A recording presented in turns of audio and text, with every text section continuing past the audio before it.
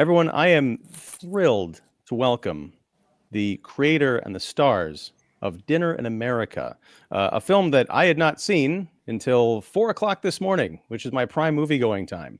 It was the best way to wake up with Kyle Gallner's face covered in drool and looking kind of completely bugged out and crazy. That's how I woke up with my coffee. So, yes. Why are we talking about it? We're talking about it because A, it's an incredible film, and B, because it's coming to the Music Box Theater right here in Chicago on Monday. That's February 3rd. Now, the 7 o'clock show, unfortunately, is sold out. Great problem to have, but, fortunately, there is a 9:45 showing that still has tickets available, and all that information will be down below. And, everyone I'm talking to here tonight is going to be there. So get your butt to the theater and watch this movie. If you've never seen it before, you're in for an amazing treat. If you have seen it before, you probably haven't seen it on the big screen, and we're going to get into that. But who am I talking to? Well, first of all, I am Ian Simmons of Kicking the Seat, of course. We have Adam Rehmeier, the writer, director, and editor of the film. We have Kyle Gallner, the star, and we have Emily Skeggs, the other star. And I couldn't be more excited to talk to you. Again, I didn't know what to think about this movie. I didn't know what to expect. Honestly, the first 20 minutes of it, I didn't like it because I thought, okay, this is kind of this is a cartoon, right? But by the end of it, I wanted to stand up and applaud because it is so much more than even the trailers give it credit for. So welcome, everybody. Quick, round the room. How are y'all doing? Good. Great. All right. Super happy. Double thumbs up. Great. All right. Adam, I want to start with you. All right. I hate the question, where did the idea for this movie come from? So I'm just going to ask you, watching this movie, I picked up on a number of kind of oddball influences. I don't know if these were in your conscience when you were writing and you were purposely saying, I want to take stuff that I enjoyed and familiar with, but go in kind of a different direction. I saw Not a lot of... Not purposely with anything. Not purposely? No? No, there would not be, but go for it. Okay. I'm thinking specifically, and you probably heard this before, Heather's Pump Up the Volume, but the final scene, Superman 2 and Texas Chainsaw Massacre? Wow, you did get a deep cut. Texas Chainsaw is a reference. When we were shooting it, JP, the DP, and I, several of us were laughing at Emily, who, yes, it was the right time of day. It has a very chainsaw thing going on, and yes, the DP and I were absolutely aware of it while it was happening, but it wasn't something that we planned. It was something that we found and something that we noticed. We were like, wow. Pump Up the Volume, yes. The kind of anonymous like aspect of a young lady sending, a secret admirer messages for sure. But Welcome to the Dollhouse came to mind. We've used Napoleon Dynamite. These are things that help sometimes studio executives understand what we're trying to do. None of that was some like super conscious heavy influence on me, but like I'm glad that you picked up Chainsaw. That's hilarious. I don't think too many people have pick that up, and we always do. We always laugh about it. So that's the first I've heard about the chainsaw. Me too, actually. I thought both of you know. Yeah, when Patty puts on the the mask at the end, and then she starts moving. The way that she's moving is very similar to how Leatherface is moving with the saw and spinning at the end of the thing. For years have looked at each other. And we just, we're like, it looks like Chainsaw. We say it all the time. So. Well, okay. So for those who aren't familiar with the film, Adam, give me not the studio executive pitch, but the high level. What is this movie about? We had a really great one. What was our Sundance one? Remember that one? It's a punk rock love story about two misfits who find themselves and each other through music. I can't believe you just pulled that out. Pulling it way out. That's why actors are actors. Oh my God. I'm gonna be real. Incredible. I did practice that the other morning because I was like, what was that? Yeah, I was like, remember it what was myself. that thing that we used to say that was really good? That's like what my dumb jock brain is, like. That was incredible. And that is a way to describe the movie, like very, very high level, but it doesn't quite get into the twisted, demented spirit, yet the sweetness of the How film. could you though? How could you? That's the way you say it right there. You go, oh, okay. Well, that's an entry point into looking at the film macro sense wise. But yeah, the nuance that Emily and Kyle bring once you get into it, I mean, it's a really hard thing to set up in an elevator pitch, Well, so this movie, I mean, Kyle, you play Simon, and Emily, you play Patty. You kind of meet each other while Simon is on the lam. We first encounter him in that he's in kind of a clinic doing a medical study, trying to get money, and we don't quite know why. We just know that he's trying to get money. He's wanted by the cops. He's got this kind of a pyro vibe to him, and he's also completely antisocial and just a jerk to everybody. Meanwhile, Patty, you are 20 years old, living at home with your folks. You are described in very harsh language by many characters throughout the film, mostly using the R word, which I won't repeat here.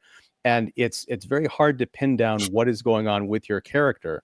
But when you and Simon meet, you kind of start to open each other up through the course of this really long, crazy, I'll call it a long weekend, which involves rock and roll music, punk music, and bullies, and all sorts of crazy stuff happening in this small Michigan town. Adam, I've talked to filmmakers who struggled to make movies during the pandemic, but you were trying to release one in 2020. Correct. And that caused all sorts of complications, but now the film seems to have found a second life through social media and special screening. Can you talk about that? Yeah, I mean, it was heartbreaking to be, kind of the last Sundance before the pandemic hit, and to not have the opportunities, the channels that you would really normally have for distribution. It was very much famine territory. So we did as well as we could. We stayed busy with film festivals. That was kind of what we did during the bulk of the first part of the pandemic.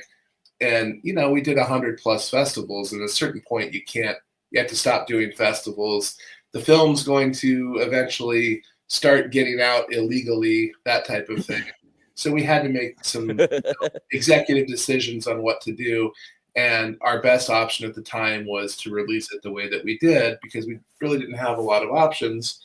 And so it came out the way it did, and had kind of a lackluster rollout, if you will, some very small limited theatrical. And, I think we all, it did well on iTunes and stuff like that. It went to Hulu, but I think we all wanted more for it. In another year, it could have done potentially what a Patty Cakes had done, or a Napoleon Dynamite out of Sundance. So, we were hoping for more, and we knew that if we could connect with our audience, we knew the audience was there.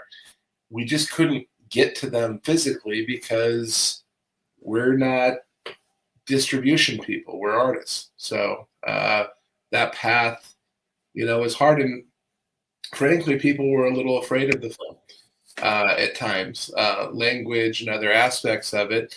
A lot of the distributors, they were basically like, we don't want people to see this. I don't know what it was, kind of gatekeeping in a way, They just didn't want to put their names on it. Yeah, and the reality is, this summer, it found its audience very organically through TikTok, and a lot of the audiences that distributors thought would not be receptive to the film turned out to be the most receptive to the film, because people are smarter than distributors would like to believe all of the time. It seems like, I mean, this is the kind of movie, when I mentioned those other films as sort of potential influences, it wasn't necessarily the story or the characters, it was also the attitude. There's a lack of, we'll call it political correctness, propriety in Dinner in America with the way the characters interact and talk to each other. Certainly, I feel like people in the mainstream have been starved for at least 10 years. And this is a reminder like, hey, movies used to be daring and fun and weird and kind of scary, and targeted it at the youth, because that's the that's the time in your life when you go through that stuff. I want to talk, Kyle and Emily, when you first read this script, what was your reaction? Were you immediately attracted to your respective characters, or were you like, I don't know about this, and you had to be talked into it? No, I mean, well, there's a longer story of me getting involved, but when I finally read the script, when I finally read the script, 2 years after it was sent to me, no, I was instantly in love with it. I got sent the script, I read it, and I called my representation up, and I was like, set up a meeting with Adam, please. And I was just hoping he would still take the meeting, because I was sent the script 2 years before I finally read it. Again, that's a whole other long story, but I was just hoping he would take the meeting. And I actually kind of even had to force my representation at the time to like set the meeting up. I was like, just fucking please go do this thing. And me and Adam talked for a few hours. I was shooting in Romania at the time, and I stayed up way past my bedtime, just shooting with Adam. And we pretty much like high-fived over the FaceTime, and cut to a couple months later, we were in Detroit filming. But no, I loved the world. I loved the characters, everything you had mentioned before. All of those things were attractive to me. I liked the abrasiveness of the film. I liked that we're not trying to paint this like rose-colored vision of what the world is, when really, people are this harsh. People are this nasty to each other still. I mean, I think people would like to pretend we're not, but the reality is the way Patty is treated and the way people walk through the world, that still happens all the time. And I think if you don't paint the world as intense, especially Patty's world, as intense as it is in the film, you have nowhere to go. So his first 20 minutes are intense and they are gnarly, but that is definitely part of the plan. And I don't know, I love the world that Adam created. I love the relationship with Patty and Simon. It felt very real. It felt very relatable, even though they're always turned up to 11. I still really saw myself in both of them. Awesome.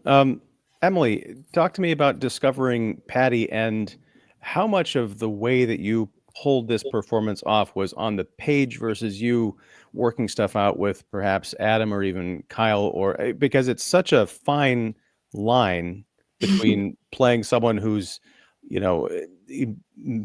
like, I'm trying to figure out the way to say this. I don't know. I've never seen quite a performance like this before. Well, thank you. And that's a compliment, by the way. So I really, no, I take it as that. Thank you. I really appreciate it. I was really excited when I first got sent the script. Napoleon Dynamite was used as a touchstone, and that was a huge movie for me as a kid. And I also, as an actor and as like someone who loves film and TV in general, had never really seen a character like Patty before. And like Patty is who she is because of Adam, and she's on the script fully as a realized character. So I think that's a really beautiful testament to Adam and his writing. So that automatically really excited me. I put myself on tape, and then Adam watched it and had a couple notes and sent me on this scavenger hunt to find glasses for Patty, because he was like, do another tape with a couple notes, and do you have any glasses? So I like went around LA trying to find like cool vintage glasses, and every vintage shop I went to, I was like, it's too cool. It like doesn't feel right. So I ended up going to Walgreens and just buying a pair of readers that knew like fit my prescription, and those ended up being the readers we use in the movie. But so from the get-go, You're right. like I felt like so personally attached to Patty. And it was kind of like the first time I've ever, as an actor, felt like I had to, usually I feel like I have to change myself and become another person, become the character. And here it was like, no, I just kind of have to go deeper in myself and examine some things about myself and sometimes in my past to really kind of get into Patty. And so, yeah, at first I was like, wow, this is going into some territory that is like tough for me to remember, I was definitely like Patty in a lot of ways. So at first I was a little cautious about it, but kind of as Patty won and as like this beautiful relationship developed with Patty and Simon, and our relationship developed with Kyle and Adam and I, it just being Patty felt like a win more and more every day, to the point where it became like a really cathartic experience for me to play Patty. And now it's become like a double cathartic experience to have so many people feel seen by her and loving her. There's a moment, and I won't spoil it for folks who haven't seen it, but it involves a song, and it happens very late in the film. It's a song that's sung by one of the two characters, one of the two actors I'm talking to here. I'm tiptoeing around it as carefully as I can. But did you write that song, Adam? And did you write it for Emily? I know it was written for Patty, but it seems so personal. Okay. Emily and I wrote the song together. She did a bunch of poetry in character and brought it out with her, like the types of love poems that Patty would send Simon in the mail. That was the assignment. And then she brought out a whole bunch of stuff, and we got together like for the first day of rehearsals. We had 2 weeks of rehearsals, and the very first day, because Kyle and her came at the exact same time, and we did all of the punk music the first day. We recorded all of that in my friend Chris Bree's studio. It's like an old church that's been turned into like a recording studio. It was really cool. So we did all the punk stuff in there. And then we had this band, Disco Assault, come over from Canada. They were across the river in Windsor from Detroit. And they came over, and they do like early 80s, like Reagan era punk is their kind of like space. So it felt very close to the kind of stuff that I wanted to do. And we did one co-write together, Dinner in America, the title, song. And then we licensed 3 things for them. So Kyle had those 4 songs to do, plus he had to do 2 live songs for the PsyOps thing. So we had to do like 6 songs altogether. Then Emily and I, we went into the studio on the second day, and we recorded Watermelon. We did like a rough draft of it. We did like an iPhone demo, and then like kind of like a Pro Tools version that was a little bit more rockin', but it fell up like when I listened to it, I'm off a little bit, and her voice is shot for the day. I don't know why your voice is shot, but it was just not there, and we decided to do it the next day. So we went back to the studio, and then we recorded it in like an hour or so. It's such a beautiful song, and it feels very spontaneous in the moment that it is sung. And it reminded me of this in spirit, like a lost track from Liz Phair's Exile in Guyville. It was just so like raw and personal and fiercely like feminine. It was crazy. Wow.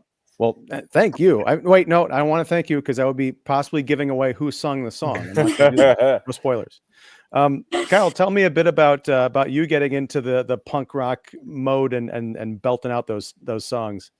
Yeah, I mean, it was a lot of fun. I mean, I grew up outside of Philadelphia. I was like I was a little punk kid. I was a skater. We would run around and skateboard all day, and then steal beer from people's garages, and we'd be listening to punk and hardcore music, all day. And then as soon as somebody got a fucking car, the whole world opened up. And then, but that was what we had on the radio all the time. And you know, all through my 20s, I was going to like punk and hardcore shows in LA. So it was a world that was not unfamiliar to me, which was cool because it was a little bit of like getting to live that rock star dream. You know what I mean? I've always wanted to be up on stage and scream into a microphone. So being able to actually be the one holding the microphone instead of being the one in the pit looking up at the guy holding the microphone was a lot of fun. And so like 15-year-old Kyle was so hyped. Fuck it, dude, 30-year-old Kyle, 20, however old I was when I made it, was super hyped. So it was cool just to sort of dip back in, you know, because when I was younger, that was like all I listened to, and that was totally kind of like where my head was at. And as I've grown, I've, you know, obviously expanded, but to just pull out all the stuff that I used to listen to when I was younger and just kind of get a rhythm going again, and revisit some of the stuff was a lot of fun. Now, you're talking about 15-year-old Kyle.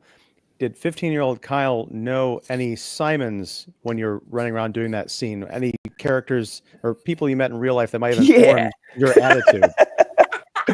Yeah, all my friends. We were all idiots, but no, we weren't as aggro as that. I did know a couple kids that were as aggro as that were pretty gnarly. And I knew some of those guys in LA too. But the funny thing is like almost all of them, for the most part, like deep down have like a good heart, or like their moral compass, while it may seem skewed in the beginning, is actually pretty good. It's just the way they express themselves and the way they do things and the way they handle things. I mean, I've met some animals in my day, but yeah, it was that, and then it was a lot of like I based a lot of him off of young Henry Rollins too. Mm-hmm. There's just a lot of, he just had the right kind of thing going on. I mean, he just had the right attitude all the way down to the look, you know, that like it's like we were talking about at the other Q&A, but he has this like always hungry, like he was always like 3 meals behind kind of thing, like skinny and hungry, and he's very what? He's very direct and confrontational too. Oh, there's an interview with this kid where this kid asks him I know. about selling out, and it's, I mean, you fear for this kid's life the way he just comes at him. There's Rollins is a really good blueprint for, I think, who Simon is. Oh, yeah, and the sensitivity there that's kind of buried underneath all that machismo. I mean, I first discovered that hearing his stand-up bit Think Tank back in like 97, I think. Yeah. And it really comes across as all those great stories. Yeah, he's a thoughtful guy too, like deep down. Yeah. Yeah. But going back to the character and some of those kind of buried sensitivities, one of the things I thought was cool was Emily, your character Patty, has a younger brother named Kevin, and Simon really gives him a hard time, and they have a confrontation in Kevin's bedroom where Simon kind of, I think it's the first time we really see some mode of sensitivity or self-awareness in the character, where he's like, look, I know you've got some kind of problem, but look at everything that you have. You've got like a bunk bed, you've got amenities, that kind of thing. But then, and that's a great moment. But then later on in the film, we get a glimpse of Simon's past, and that opens up a whole other set of questions about like what is going on in his life. What I dug about Dinner in America is you get the appetizer, the dinner, and the dessert. So by the end, you are completely satisfied on every conceivable level, and you just want to go back and watch it again to see if you can see those seeds like earlier on.